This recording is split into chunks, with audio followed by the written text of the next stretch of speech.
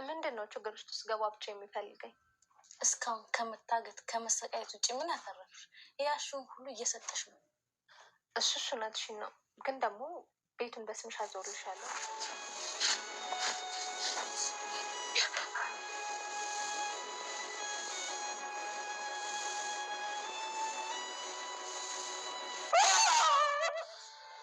ሉላ ፎቶ ያየው የለም ማለት ለምን አትሞክሪው? በምድር ህይወት ያልታደልኩም ተስፋዬ ላይኛው ነው። በቀበቶ ተገረፉ ብለሽ ነው እንደዚህ የምትሆኝ? ስለምወድሽ ነው እንጂ አሁን የሰራሽው ስራ ማለት ነው በጥይት ነበር አናትሽን የሚያስመታሽ። ታዲያ ለምን እንደ ስራ ያልከፈልከኝም?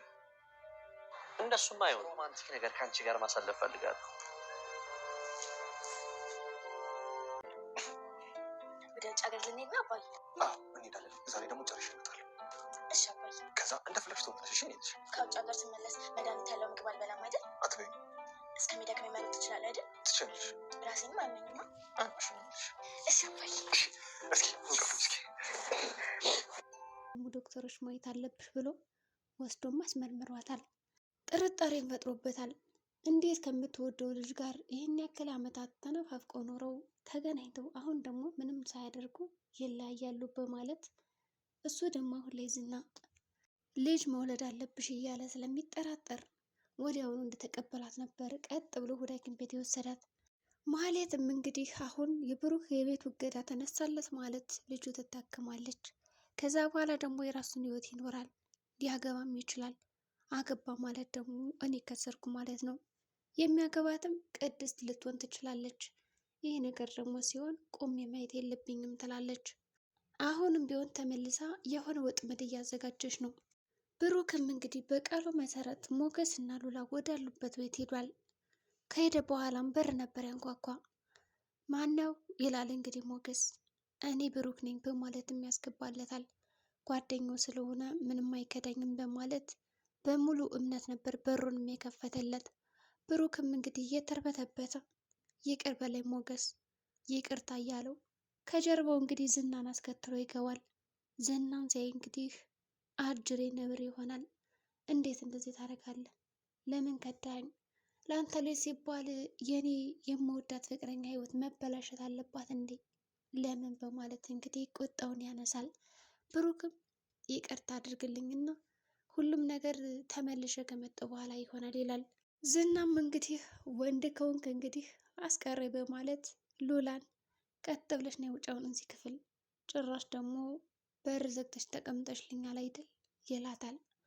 ሞገስ እንግዲህ ለመደራደር ትንሽ ተጋፍጦታል፣ ግን ደግሞ እንደተለመደው በአንድ ጥፊ ነበር ራሱን የሳተው።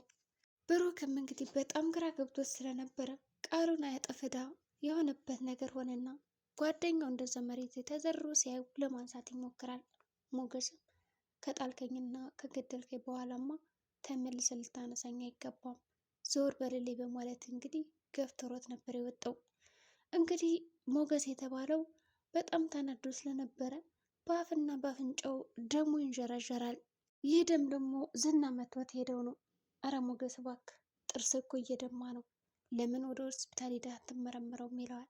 አረ እባክህ አንተ እንደዚህ ከረገፍከኝና ከሰባበርከኝ በኋላ ጭራሽ ወደ ሐኪም ቤት ትላለህ እንዴ? የዚህ የጥርስ ደም ቀላል ነው፣ ከባዱ ግን ልቤ ውስጥ ያለው ቁስል ነው። በጣም ነው የጎዳኝ፣ በጣም ነው ያቆሰልከኝ እያለ ጓደኛውን መናገር ጀመረ። ብሩክም እንግዲህ እኔ ይቅርታ አድርግልኝ፣ ከልጄ በላይ ምንም ነገር ላድርግልህ አልችልም፣ መጀመሪያ ልጄ መታከም አለባት በማለት አሁንም ያን የተለመደ የአባትነት ቃሉን እንግዲህ ላለማጠፍ ይሞክራል። ልጅ ቢኖረው ይገባል የስሜት ለልጅ ስል ደግሞ ምንም ነገር አድርጋለሁ በማለት ይቅርታ እየጠየቀ ከዛ ቤት ይወጣል። ዝናም ወዲያውኑ ከሐኪም ቤት መልስ ግን እንዴት አልተፈጠረም ይሄ ነገር? እንዴት ለብዙ ቀን 2 ቀን 3 ቀን እኮ ነው አብሮሽ ያደርሽ ይላታል። ሉላም እንግዲህ ሞገስ እንዳንተ አይነት አይደለም፣ ጥሩ ሰው ነው፣ እንደዚህ አይነት ስራ ደግሞ አይሰራም በማለት እንግዲህ ተነግረዋለች። ለማንኛውም ይሁንስ አንቺ በጣም ነው ያወረርሽኝ፣ ደግሞ እንዴት አድርጌ መመለስ እንዳለብኝ ያንን ክብሬ እኔ ያውቃለሁ በማለት ይዝትባታል። ሉላ እንግዲህ እኔማ ከነፃነት የወጣው መስሎኝ ነበር በማለት ተነግረዋለች። ምን አልሽኝ? ነፃነት? ቆይ ሉላ ያው ምን አጉደየብሽ ነው? ፏ ብለሽ ነው እኮ የምትኖሪው። ለምን እንደዚህ ትያለሽ? በማለት እንግዲህ ያናግራታል ዝና። ለማንኛውም በቃ ውሰደኝና ግደለኝ፣ መቼም ይሄን ነው የምጠብቀው። እስከ ዛሬ ያልሞትኩት ለምን እንደሆነ አላውቅም። አሁንማ የመጨረሻ ነው አለችው። በይነ ይልና እንግዲህ ጓትቷት ይሄዳል። ከቤት ከሄዱ በኋላም በረንዳ ላይ እንግዲህ ቁማ እያወራች ነበር ሉላ። አቤት በዛንኛው በር ብዘጋብሽ በዚህ መውጣት ጀመርሽ አይደል ይላታል። ራስሽን ልትወረውሪ እንዳይሆን። አይ ራስን መወርወር ኃጢአት ባይሆን ኖሮ አዎ ራሴን ወርውሬ የገለ ነበር አለችው። ቆይ አንቺ እንዴት ነው የምታስቢኝ? ምን አጉደየብሽ ነው ግን እንደዚህ የምትሆኙ? ስራ ትሰሪ፣ ቤት ነው የምትውይው፣ ሁሉ ነገር ተሟልቶልሽ እያለ እንግዲህ ዝና ራሱን ካብ ካብ ማድረግ ጀመረ። ሉላም እንግዲህ እኔ እዚህ ቤት በመዋሌ ደስተኛ አይደለሁም። እስኪ ምን አደረግክልኝ? ወንድ ማለት እኮ ቀን በቀን ሚስቱን መደባደብ አይደለም፣ ጀግንነት ማለት እኮ እንደዛ አይደለም በማለት እንግዲህ ስለ አንዳንድ ወንዶች ጀግና ሊያስብላቸው የሚችሉ ምልክቶችን መናገር ጀመረች። ዝናም እንግዲህ አይ አርፈሽ ተቀመጭ፣ ሲጀምር አንቺ ብትረጅኝ ጥሩ ነበረ፣ ግን ደግሞ ልትረጅኝ አልቻልሽም ይላታል። ዝና እንግዲህ ሉላን ይወዳታል። ቆይ አሁን ገና ለገና እንደው በቀበቶ ተደበደብኩልሽ ነው አይደለ ይሄን ሁሉ ነገር የምታወሪው ይላታል። ብትረጅኝ ጥሩ ነበር። ዝና ያው ሉላ እንደሚወዳት የታወቀ ነው። ሉላ እንግዲህ ለ9 ያክል ዓመት አብራ ስትኖር አንድም ቀን ለመረዳት አልሞከረችም። ለምን እንደሚደበድባት ራሱ አልጠየቀችውም። እንዲሁም ደግሞ ለምንድን እንደዚህ በቃ ቤተሰቦችን ማታስተዋውቀኝ ምክንያቱ ምንድን ነው ብላ አታውቅም።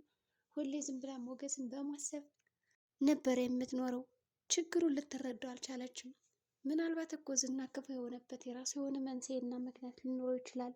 ልክ እንደ ሞገስም ከዚህ በፊት እንግዲህ በጣም አረመኔ የሆነበትን ምክንያት አውቀነዋል። ያም በእሷ የተነሳ ነበር። ዝናስ የራሱ የሆነ ምክንያት ቢኖረውስ ክፉ የሆነበት? እንግዲህ በቃ ተው እስኪ። አሁን የእናንተ ፍቅር አያልቅም አይደለም? ሳራና ዛንድራ ሆናችሁ እኮ። ወይስ ወደ አማርኛው ልምጣልሽ? በዛብህና ሰብለ እንዲህ የእናንተ ፍቅር በቃ ማለቂያ የለውም እያለ እንግዲህ መቀለድ ጀመረ። እውነት ነው በዛብህና ሰብለ ሆኑ እኮ ሞገስና ሉሊት። ሉላም እንግዲህ ከዝና ጋር ያላት ንግግር ደስተኛ ስላላረጋት እየመለሰችልን ነበረ። ዛሬማ ይባስ ብሎ አይኑን ፊቱን እያየች ነው የምትመልሰው። ሁሌ ስታየው ስትንቀጠቀጥና ስትፈራው እንዳልነበረ ዛሬ በሙሉ ድፍረት ትመልስለታለች። በሌላ በኩል እንግዲህ ማህሌትና ኤፍራታ አስመሳዮች አቃጣሪ እንደዚህ ትላታለች። አሁንም እገዳውን ማንሳት አልነበረብሽም፣ ማሳገት የለብሽም ነበር። እንደው ይህ ሰው ማመንሽማ አንድ ቀን የሆነ ነገር ሳያደርግሽ አይቀርም። ማህሌት ግን ለምንድን ነው እኔን የማሰሚኝ እያለች እህቷን ያልሆነ ነገር እንድትሰራ እየመከረቻት ነው። ኤፍራታ አሁን ማህሌትን በጣም ብዙ ነገርና ብዙ ክፉ ነገሮችን የምትመክራት ለምንድን ነው? እኔ የማሳስበው ከብሩክ ላይ ያላትን ቤት በማህሌት ስም አድርጋ በኋላ ደግሞ ልታጭበረብራት ይመስላል። ብሩክ እባክሽ እስኪ ምክሪያት አንቺን ትሰማሻለች ሲላት እሺ ብላ ነበር የወጣችው። ግን ወታ የምትመክራት ምኑን ነው? መጥፎውን የትዳሩ መፍረስ ራሱ እሷ ነች። ማህሌትም አይ ዝናን አምነዋለሁ፣ በዛ ላይ ደግሞ የሆነ ነገርሽን ወድጄልሻለሁ ብሎኛል። ይህማ ሊሆን አይገባም፣ በስም ያደርግልኛል። ሲጀመርም እኮ ቤቱን ከእገዳ ማስለቀቂያ ነው እንጂ በራሴ ስም ማድረግ የምችል አይመስለኝም። ያው ብከራከር እንኳን አላሸንፍም ታውቂያለሽ ትላታለች። ቢሆንም እንደዛ ማድረግ አልነበረብሽም። ለማንኛውም ተይው በቃ። ያዝና የሚባለው ነገር ግን በቸገረው ጊዜ ከሆነ የምታገኘውና የሚረዳሽ ጥሩ አይመጣም አለች። ኤፍራታ ከዚህ ላይ እንግዲህ ማህሌትን ለማንቃት እየሞከረች ነው። ማህሌት ደግሞ በዝና እምነት ስምጥ ብላለች። በሌላ በኩል እንግዲህ ቅድስትና ምሳሌ እንዲሁም ደግሞ ዳጣ እየተጫወቱ ነው። ዳጣም እንግዲህ ጨዋታቸው ምንም አልጣማትና እኔ ምልሽ ቅድስት መቼ ነው ምግብ ምትሰሪልን ትላታለች። ለማንኛውም በቃ ደበራችሁኝ በማለት ብድግ ትልና የቅድስትን አንገት ሄዳ ጥምጥም ትልባታለች። ቅድስት ምንድን ነው አህያ ነሽ እንዴ ዘለሽ የምትጠመጠሙ ዘለሽ የምትራገጩ? ኧረ እባክሽ ዞር በይልኝ ስትላትም ነበር። በጣም እንግዲህ ይኸውልሽ ላስተምርሽ ብዬ ነው እኮ የሆነ ነገር እንደዚህ ቢያደርግሽ እንደዛ አድርገሽ አስለቀቂ ሰዎችን እያለች እንግዲህ እንቅ አርጋ ይዛታለች። ደግሞ ሳልነግራችሁ ሰርፕራይዝ አለ። ሞገስ ሉላ ብትሄድበትም ብሩክ ደግሞ ተደስቷል አለቻቸው። ይህን ነገር ግን በነጣ አልነግራቸውም። የሆነ ምግብ ከሰራችሁና ያንን ምግብ የምትሰጡኝ ከሆነ እነግራችኋለሁ በማለት ተነግራቸዋለች። ምሳሌም በጣም ደስተኛ ሆነች። እንግዲህ ስለ አባቷ ስትሰማ አባቴ ከተደሰተ እኔ የምደሰታለሁ አለች።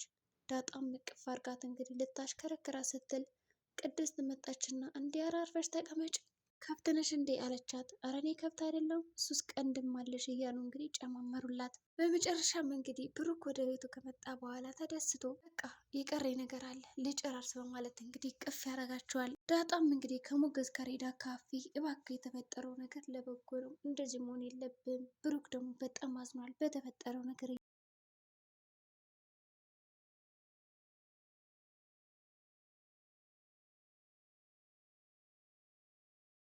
ምሳሌ በመታከሟ ደስተኛ አይደለችም።